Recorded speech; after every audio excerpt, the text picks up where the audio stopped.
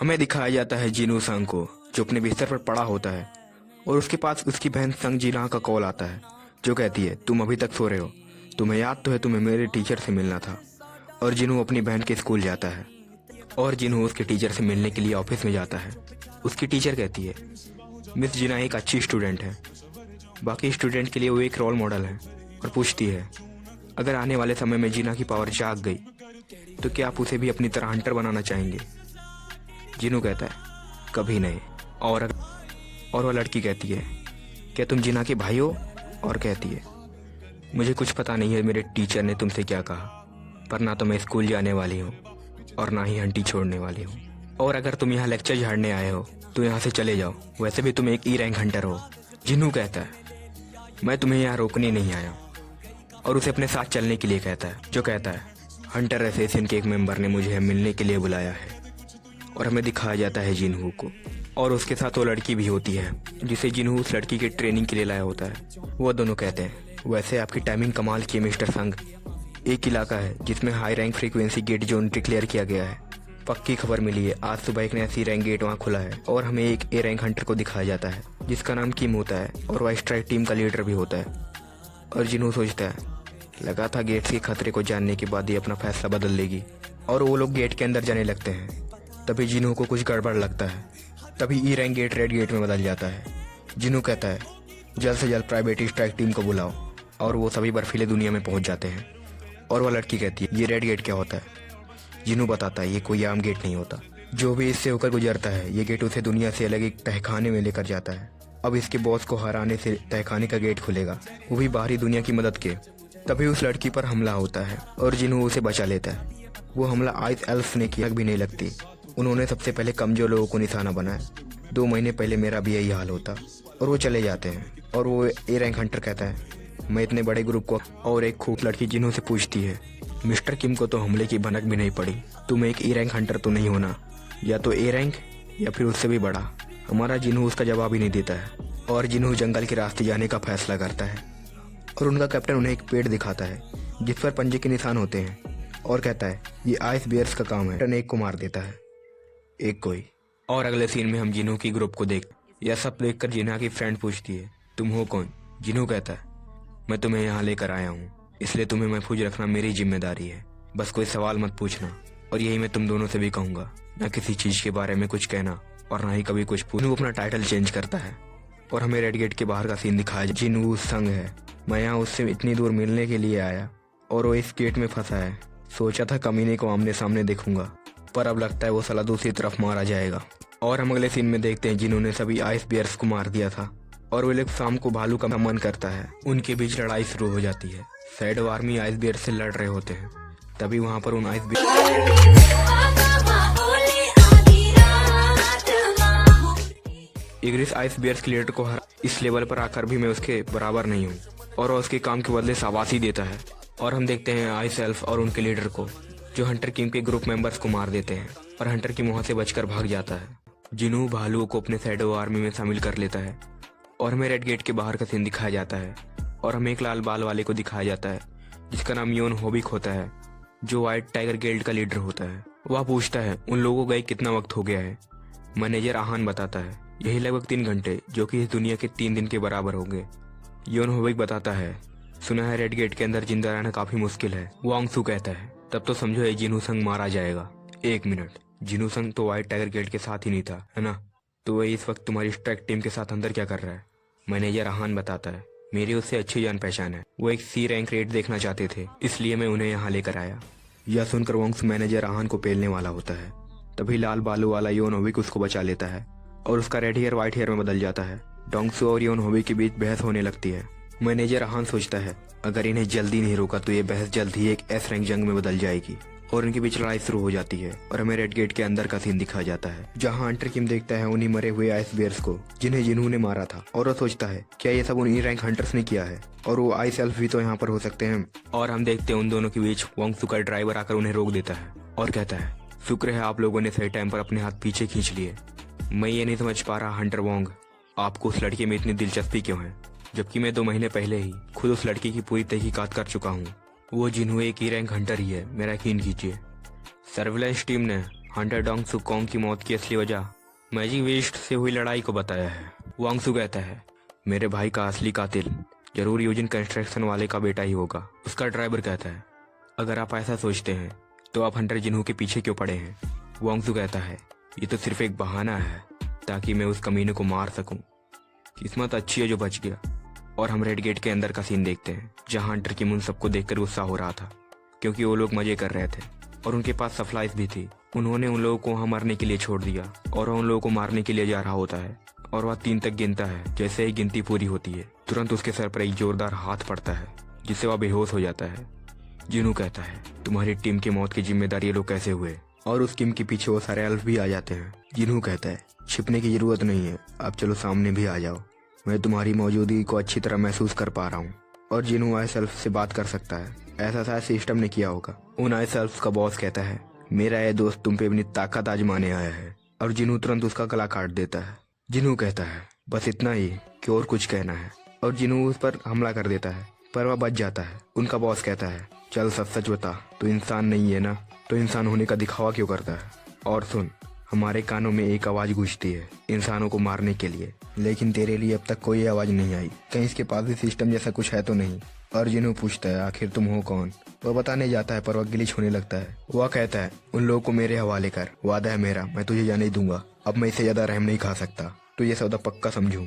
जिन्हू कहता है बिल्कुल भी नहीं। आइस एल्फ्स का बॉस कहता है तू अकेला है और मेरे साथ मेरी पूरी सेना है। जिन्हू कहता है तो ये बात है और अपनी पूरी सेना को सम्मान करता है जिसे देखकर वे तीनों डर जाते हैं। और बॉस कहता है तू मुझे बोर कर रहा है। जिन्हू कहता है खेल तो अभी शुरू हुआ है। और वो लोग लड़ने लगते हैं। उन तीनों को तीर लगने वाला होता है पर जिन्हू उन्हें कर बचा लेता है। उन आइस एल्फ्स का बॉस अपना नाम बताता है, लोग मुझे बार का बुलाते हैं। जिन्हू सोचता है इग्रिस के साथ मिलकर भी मैं इसे नहीं हरा सकता, मुझे ताकतवर सेना चाहिए होगी। और ये लड़ाई बहुत देर तक चलती है। तभी हंटर की उठ जाता है और जिन्हू पर हमला कर देता है। बार का कहता है लगता है इंसानों ने तुम्हें भी धुतकारा है। और तभी वहाँ पर एक विशाल शैडो सोल्जर आ जाता है जो और कोई नहीं हंटर किम होता है, जिसे जिन्हू मरवा देता है और उसे अपने शैडो आर्मी में शामिल कर लेता है। और जिन्हू उसका नाम आयन रखता है। बार का कहता है ये तो खुशी की बात है, तेरे से पहले इसके टुकड़े करूंगा। लगता है बचपन में कभी कबड्डी नहीं खेला। वे तीनों लड़ाई देख रहे होते हैं और कहते हैं क्या सभी हंटर की लड़ाई ऐसी ही होती है। बारका कहता है यार इसमें मजा नहीं आ रहा। उस टीन के डिब्बे को भी ले आ। और वे तीनों लड़ने लगते हैं। आखिर जिन्हू का एक हमला उसको लगता है। बारका कहता है तू मुझको हल्के में ले रहा है क्या। जिन्हू कहता है बिल्कुल नहीं, पर तुम्हारी सेना तुम्हारी जितनी ताकतवर नहीं है। आखिर में वे तीनों मिलकर बारका को हरा देते हैं और आयन उसको मार रहा होता है। जिन्हू उसे शांत करता है और वे सभी खुश थे और गेट खुल जाता है और वे लोग बाहर आने लगते हैं, जिससे योन होबी को लगता है वो हंटर किम है। पर आप लोगों को तो पता ही है हंटर किम के साथ क्या हुआ। और जिन्हू उस लड़की को लेकर घर जाने लगता है पर योन होबी को उसे रोक लेता है और कहता है यहाँ से जा कहाँ रहे हो, पहले मेरे सवाल का जवाब दो। जिन्हू कहता है ये तुम अपनी गिल्ड वालों से पूछना। योन होबी कहता है ये रिक्वेस्ट नहीं एक धमकी समझो। जिन्हू कहता है उनके साथ कुछ भी हुआ हो पर जिंदा बचे दोनों मेंबर्स को मैंने ही बचाया है, इसलिए हो सके तो मुझसे इज्जत से बात करो। योन होबी उससे माफी मांगता है और जिन्हू वहाँ से अपनी जीप और एंगलर लेकर निकल जाता है। योन होबी कहता है किसी भी कीमत पे ये हमारी गिल्ड में चाहिए और जिन्हू उसे घर छोड़ देता है और वह उसे थैंक्स करती है। और जिन्हू सोच रहा था दुख की बात है मैं बारका को अपनी टीम में शामिल नहीं कर सका, पर मुझे उसका हथियार मिल गया। वह जरूर किसी हाई रैंक पर होगा पर मुझे आयरन मिल गया। हमें अगले दिन का सीन दिखाया जाता है। जिन्हू अपने दोस्त के साथ रेड पर जा रहा होता है और रास्ते में जिन्हा की फ्रेंड को भी उस रेड में ले जा रहा होता है और वह उसे पूछता है कल रात तुम ठीक से सोई थी ना। वह कहती है नहीं मुझे बिल्कुल नींद नहीं आई। जिन्हू का दोस्त कहता है भाई ये बहुत छोटी है। जिन्हू कहता है इसका क्या मतलब है। कुछ नहीं, जाने दीजिए। उसका दोस्त उसकी आर्मी को देखकर शौक हो जाता है और पूछता है ये किस तरह की स्किल है। तुम जिन्हू कहता है ये मुझे मिलने वाली स्किल्स में से एक है, मैं तुम्हें समझा तो नहीं सकता पर ऐसी स्किल मिलना मुमकिन है। और वे सभी एसेंस स्टोन इकट्ठा करने लगते हैं। सुंग जिन्हू का दोस्त कहता है मुझे फाइट में मदद नहीं पर एसेंस स्टोन तो इकट्ठा करने दीजिए। और एक शैडो सोल्जर उसे एसेंस स्टोन ला कर देता है। फिर हमें दिखाया जाता है एक अमेरिकन हंटर को जो किसी से डर कर भाग रहा होता है और जिसे डर रहा होता है वह और कोई नहीं सुंग जिन्हू का बाप होता है जिसका नाम इवान संग होता है। इवान संग कहता है अरे तुम इस तरह चिल्ला क्यों रहे हो यार, घबराओ मत, ये सब मरे नहीं है, बेहोश हुए। खैर छोड़ो, तुम कहाँ समझोगे, ऊपर से मेरी इंग्लिश थोड़ी कमजोर है। I am human. I want to go home. देख लिया और जिन्हू के बाप का। और हम देखते हैं वे लोग 19वीं रेड पूरी होने की खुशी में पार्टी कर रहे होते हैं। जिन्हू पूछता है आगे का क्या प्लान है। एसोसिएशन का एग्जाम पास करना जिससे गिल्ड मास्टर का लाइसेंस मिल जाए, फिर मैं अपने फादर को मना लूँगा। वह जिनू से पूछता है, वैसे आपका क्या प्लान है? सोचा है कुछ दिनों के लिए दूर चला जाऊँ। जिनू का दोस्त कहता है, एक तरफ मेरा भाई है जो मुझसे करीब 10 साल बड़ा है और वह मुझको बिल्कुल भी पसंद नहीं करता। आपने मेरी जान बचाई और हर तरह से मेरी मदद की। मैं बस यही सोचता हूँ कि काश आप मेरे बड़े भाई होते। जिनू कहता है, चलो आज से मैं तुम्हारा बड़ा भाई हुआ। और हमें इवान संग यानी जिनू के बाप को दिखाया जाता है जो जेल में बंद होता है। वहाँ के गार्ड कहते हैं, कुछ पता चला ये कहाँ से है? दूसरा गार्ड बताता है, खुद को एक विदेशी हंटर बता रहा है। कहता है ये किसी गेट के अंदर बंद था जहाँ ये पिछले 10 साल तक कैद रहा। हाल ही में उसे निकलने का एक रास्ता मिला जो उसे सीधा अमेरिका ले आया। आज से पहले कभी ऐसा नहीं सुना। कुछ बताया इसने, कह रहा है इसे इंग्लिश बोलने नहीं आती, इसीलिए हम अभी एक ट्रांसलेटर का इंतजार कर रहे हैं। वैसे ये भी मुमकिन हो सकता है कि यह इंसानी रूप में एक मैजिक बीस्ट हो और उसकी भाषा समझने के लिए मिस्टर वोंग की मदद ले रहे हैं। और जिन्हों एक हफ्ते के लिए बाहर जा रहा होता है, वह एलेक्सियर ऑफ लाइफ लेने जा रहा होता है। वह कहता है, उस वक्त मैं 20 लेवल पर था जब मेरा सामना सेरबेरेस से हुआ था और उसे एक मिशन मिलता है कि उसे 10,000 डीमन सोल्स इकट्ठा करना होगा। हमें दिखाया जाता है यो जिन्हो को वो अपने बाप से रिक्वेस्ट कर रहा होता है, उससे ही गिल्ड चलाने की जिम्मेदारी मिलनी चाहिए। उसका बाप कहता है, चलो ठीक है, पर एक शर्त पर, तुम्हें ये गिल्ड का लाइसेंस सुन जिन्हो के कारण मिल रहा है, इसलिए मैं चाहता हूँ वो हमारी गिल्ड में शामिल हो, न कि किसी और की गिल्ड में। यो जिन्हो मान जाता है। हम देखते हैं संग जिन्हो को, जिसे फर्स्ट फ्लोर पर एक भी डीमन सोल नहीं मिली और वह बर्फीले भालू के लीडर को सम्मान करता है जिससे वह तेजी से ट्रेवल कर सके और वह उसकी ताकत देखकर उसका नाम टैंक रखता है। फाइनली हमें दिखाया जाता है मिस हेन को, जो गिल्ड मास्टर से कंप्लेन कर रही होती है कि हम उड़ती हुई चींटियों की खबर लोगों को बताने की बजाय आप इसे छुपाना क्यों चाहते हैं। गिल्ड मास्टर कहता है, घबराने के बजाय हम अपनी ताकत को बढ़ाने और इससे गिल्ड को भी काफी फायदा होगा। और सीन शिफ्ट होता है, हमें जिन्हो को दिखाया जाता है जो अभी भी बीस्ट से लड़ रहा होता है। वह सोचता है, जब मुझे इस दरवाजे की चाबी मिली थी मुझे लगा था कि जरूर एस रैंक वाला तय खाना होगा, पर यह टावर उसी तरह है जैसे पहले था, यानी इसमें भी कुल मिला के 100 फ्लोर्स होंगे। पर क्या मैं वहाँ तक पहुँच पाऊंगा और मेरा खाने का सामान भी वहाँ तक चल पाएगा? अब ये लड़ाई बीस्ट से ज्यादा वक्त के साथ है। मैनेजर रहान और वह लड़की जिन्हू से मिलने के लिए आए होते हैं, पर जिन्हू घर पर नहीं होता है और बताता है आखिरी बार जिन्हू संग को शहर के बीचों बीच देखा गया था। जिन्हू अपनी सेना को ऑर्डर देता है, बॉस को मेरे लिए छोड़ दो और बाकियों के साथ तुम्हारे मन में जो आए वो करो।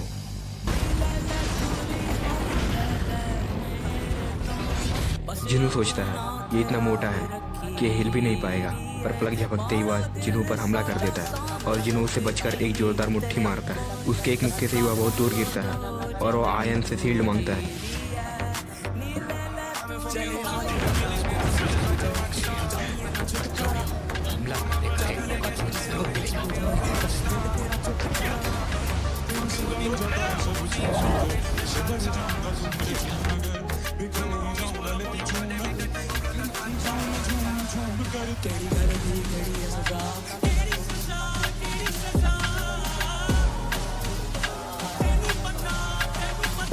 लगता है तुमने कुछ ज्यादा ही फोकस कर लिया।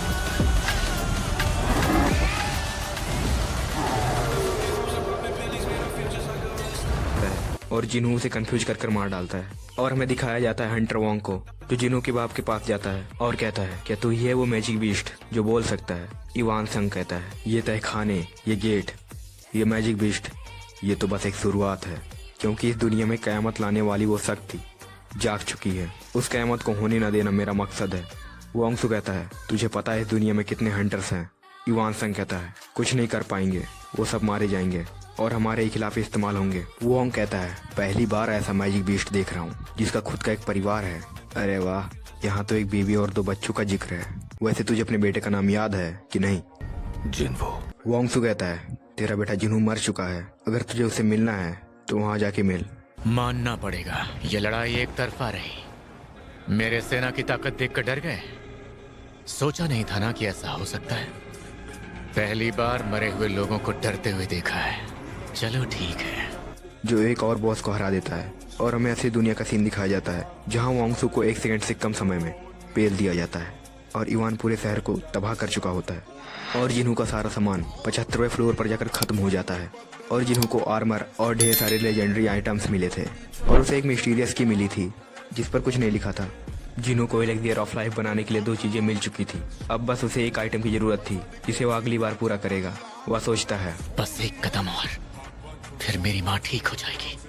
अगली बार जब मैं यहाँ आऊंगा इसे तब पूरा करूंगा। हमें दिखाया जाता है जिन्हू गेट से बाहर निकल चुका होता है वह कहता है मुझे एलिक्सियर ऑफ लाइफ बनाने के लिए 2 चीजें मिल चुकी हैं, अब बस मुझे एक आखिरी चीज चाहिए जो है डीमन मूनार का प्यूरिफाइड ब्लड। लेकिन वहां तक जाने के लिए मुझे खुद को तैयार करना होगा। जिन्हों सोचता है मुझे ताकतवर तो बनना है, पर इस रैंक के साथ मैं किसी भी हाई रैंक गेट में नहीं जा सकता, इसलिए मुझे अपना लेवल बढ़ा लेना चाहिए।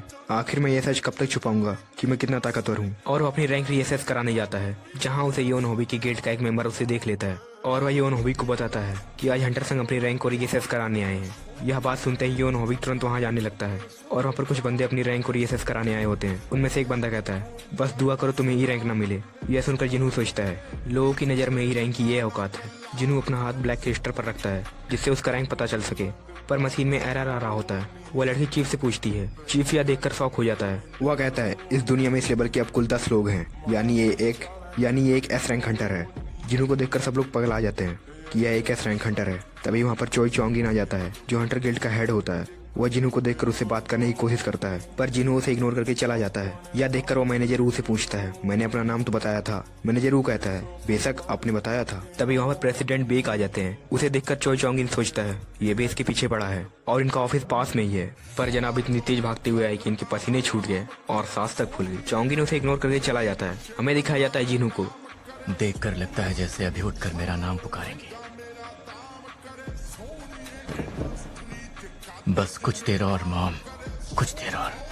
पता है जिन्हों को उससे मिलने के लिए हंटर एसोसिएशन का चेयरमैन कोकन आया होता है और वह जिन्हों को एस रैंक के लिए मुबारकबाद देता है और कहता है तुम हमारे एसोसिएशन का हिस्सा बनोगे तो हमें खुशी होगी। जिन्हों उसे एसोसिएशन में शामिल करने का वजह पूछता है। वो बताता है इस दुनिया में कुल 5 गिल्ड हैं जिसमें सब एक दूसरे के ताकतवर होने के लिए घात लगाकर बैठे हैं। अगर तुम इनमें से किसी भी गिल्ड में शामिल हुए तो ये दायरा टूट जाएगा और हालात बिगड़ जाएंगे। तो क्या सोचा है तुमने? जिन्हों सोच में पड़ जाता है इससे मेरे करियर को नई ऊंचाई मिलेंगी, पर जिन्हों उस ऑफर को मना कर देता है। चेयरमैन को लगता है कि ये भी पैसे के पीछे भाग रहा है। जिन्हों कहता है मेरी असली जगह डंजन्स में है, मैं बीस्ट के साथ लड़ाई जारी रखना चाहता हूँ। यह सुनकर चेयरमैन बहुत खुश होता है और कहता है न जाने कितने सालों बाद आज मुझे ये एहसास दोबारा हो रहा है। जानकर खुशी हुई कि मेरा दिल आज भी ऐसी किसी चीज के लिए धड़कता है। अगर मैं 20 नहीं 10 साल भी जवान होता तो मैं इस बच्चे के साथ इसकी लड़ाई में इसके साथ खड़ा होता। और जिन्हों वहाँ से जाने लगता है क्योंकि उसकी बहन उसका घर पे इंतजार कर रही होती है। चेयरमैन कोकन कहता है जितनी मीटिंग्स हैं सब कैंसिल कर दो। मैं नहीं चाहता कि कोई भी चीज इस एहसास में खलल डाले। हमें दिखाया जाता है वोंगसू को जो होश में आ जाता है। वोंगसू पूछता है इस वक्त वो कहाँ है जिसने इसकी ये हालत की है, मतलब जिन्हों का बाप। वो बताता है एसोसिएशन उसे ट्रैक कर रही है और वोंगसू के अंदर वही ख्याल आ रहे होते हैं। मेरे परिवार से तू जितना दूर रहेगा तेरे लिए उतना ही अच्छा होगा, वरना तेरी मौत भी तुझे मुझसे नहीं बचा पाएगी। वोंगसू कहता है मुझे बस मेरी आर्टिफैक्ट की जरूरत है जो उस कमीने को हराने में मदद करेंगे। जिन्हों बताता है हंटर्स की दुनिया में आर्टिफैक्ट वो हाई लेवल गियर होता है जिसे बड़े से बड़ा कारीगर भी नहीं बना सकता, और जिन्हों ऑनलाइन आर्टिफैक्ट ढूंढ रहा होता है पर उसे नहीं मिलते हैं। जिन्हों एक साइट को देखता है जहाँ पर ए रैंक माइनिंग के लिए लोग चाहिए होते हैं। हम देखते हैं चेयरमैन को जो जिन्हों का 4 साल पहले का रिकॉर्ड देख रहा होता है। वह कहता है ये तो बिल्कुल एक बच्चा लग रहा है, और उसे पता चलता है कि वह ए रैंक गेट में माइनिंग के लिए जा रहा है और जिन्हों इकलौता है जो अपने फैमिली में पैसे कमाता है। इस तरह की लगन आजकल के बच्चों में कहाँ देखने को मिलती है। और हमें दिखाया जाता है जिन्हों को जिसे माइनिंग टीम में ले लिया जाता है। हम देखते हैं चोई चोंगिन को जो मात्र कुछ सेकंड में पूरे ए रैंक गेट का सफाया कर देता है और वे लोग बाहर जाने लगते हैं। वह कहता है जानता हूँ यहाँ कोई ऐसा भी है जैसे जलते हुए दानवों की गंध से तकलीफ होती है, तो थोड़ा संभल कर। और पहली बार जिन्हों चहन को देखता है। ओह, तो वो ये है, यानी हंटर्स गिल्ड की वाइस गिल्ड मास्टर और इस देश के 9वीं S rank hunter, the dancer चाहेन। क्या बात है। और उसके ओरा को देखकर इम्प्रेस हो जाता है और वो नोटिस करती है कि वहाँ कोई बेहद ताकतवर है, पर उसके देखने से पहले जिन्हों वहाँ से हट जाता है। जिन्हों कहता है जितना सोचा था उससे ज्यादा तेज निकली। और जिन्हों ए रैंक गेट में माइनिंग करने के लिए अंदर चला जाता है तभी एक चुस्सा मारने वाला उसे भिड़ने लगता है। सुनो ये क्या कहता है। चल बे चिकने, पलट ले और पश्चिम को निकाल। ये जगह असली मर्दों के लिए, पीछे जाओ और कंचे खेल। ओह नहीं, ये मैंने क्या कर दिया? भाई जहाँ मन करे वहाँ खड़े हो जाइए। बच गया। जिन्हों को देखकर उसकी फट जाती है। जिन्हों की बॉडी देखकर वे लोग सोचते हैं क्या सच में ई रैंक हंटर है, और उन लोगों का लंच टाइम हो जाता है। पर जिन्हों लंच करने नहीं जाता है क्योंकि बंदे को तो ए रैंक बॉस को देखना है। फिर वह दौड़ता हुआ बॉस के चैम्बर के पास जाता है। वह सोचता है बॉस को हराना नहीं है, नहीं तो गेट बंद हो जाएगा जिससे हंटर गिल्ड को बहुत बड़ा नुकसान हो जाएगा। पर एक नज़र मारने में बुराई ही क्या है। पर जैसे ही वो अपना तलवार निकालता है वहाँ पर मिस हेन आ जाती है और बंदे का काम रुक जाता है और कहती है आखिर तुम यहाँ क्या कर रहे हो। जिन्हों कहता है मैम जुस्सा मारने आया था, आपको मारना है क्या?